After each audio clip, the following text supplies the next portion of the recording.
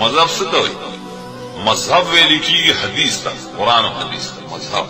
بعض قوم کوي دا بے مذهب دی، ول حدیث غیر مخالف بے مذهب دی. وګوره غل را پاسه او کور والا باندې دعوا وای مذهب خو مړه قرآن او حدیث ته وایي. مذهب معنی سلار د تللو هغه لار چې پای باندې تلل پکار یې سره او الله فرمایلی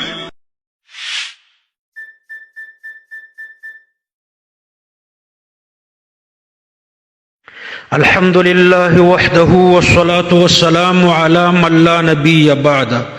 د اهل سنت والجماعت د عقیدې سره تعلق لرونکو غیرتمند مسلمانانو ورونو، وکټوري بدعتي اهل حدیث د روافضو او د شیعاګانو په نقش قدم باندې د دین او د مذهب په مابین کې فرق نه کوي.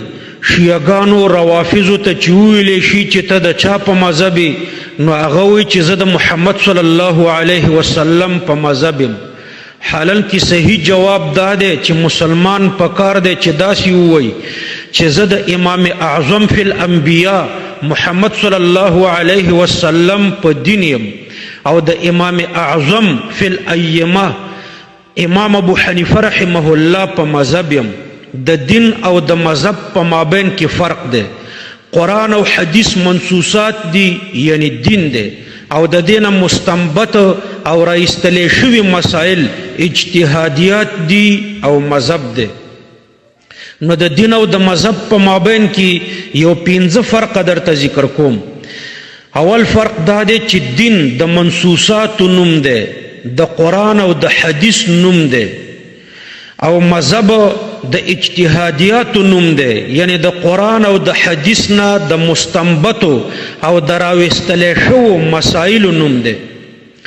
لکه والمطلقات یتربصن بانفسهن 3 قروء، دا د قرآن آیات دی، دا د منصوصاتو نه دی او دین دی.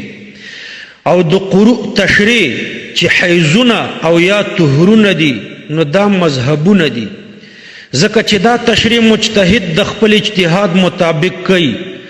نو والمطلقات یتربصن بانفسهن 3 قروء دین شو، او طهر او حیض اجتهادیات او مذهبونه شو.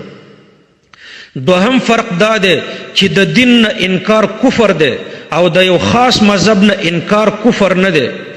لکه د والمطلقات یتربصن بانفسهن 3 قروء انکار کفر دی، او د حیزونو نه انکار او طهرونه مرادول یا د طهرونو نه انکار کول او حیزونه مرادول دا کفر نه دی.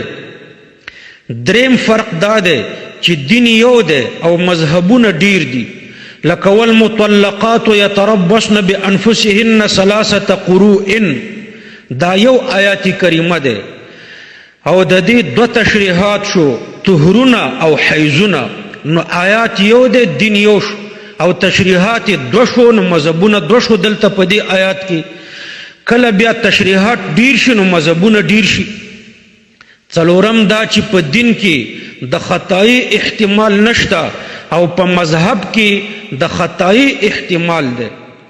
لکه په والمطلقات یتربصن بانفسهن 3 قروء کې د خطای احتمال نشته ځکه دا دین دی، او په حیض او طهر کې د خطای احتمال دی. د قروء تشریع په حیزونو سره او یا طهرونو سره احتمال د خطا او د ثواب دواړو لري.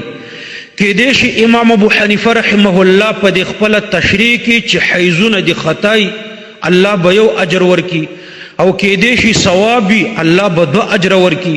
دارنګ امام شافعي په خپل تشریع کې چې طهرونه دي امکان لري چې خطای نو الله به یو اجر ورکي، او امکان لري چې ثوابي نو الله به 2 اجر ورکي.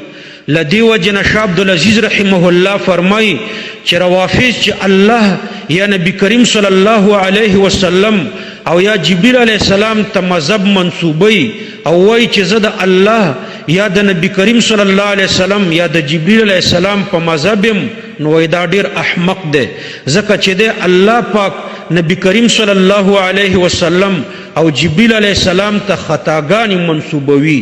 وګوره د شاه عبدالعزیز صاحب کتاب تحفه 12 قید 85 خلاصه دا چې موږ د محمد صلی الله علیه وسلم په دین یو او د امام صاحب په مذهب یو. یا داسې تعبیر وکړه چې قرآن او حدیث زمونږ دین دی او اجتهادیات چې هغه د قرآن او د حدیث نه مستنبطي او راویستلی شوي مسائل دي، دغه اجتهادیات دا زمونږ مذهب دی. نو موږ د محمد صلی الله علیه وسلم او د الله پاک په دین یو او د امام صاحب په مذهب یو. او د دې دپاره دلیل آیات کریمه ده. الله پاک فرمای اطیعوا الله واطیعوا الرسول واولی الامر منکم.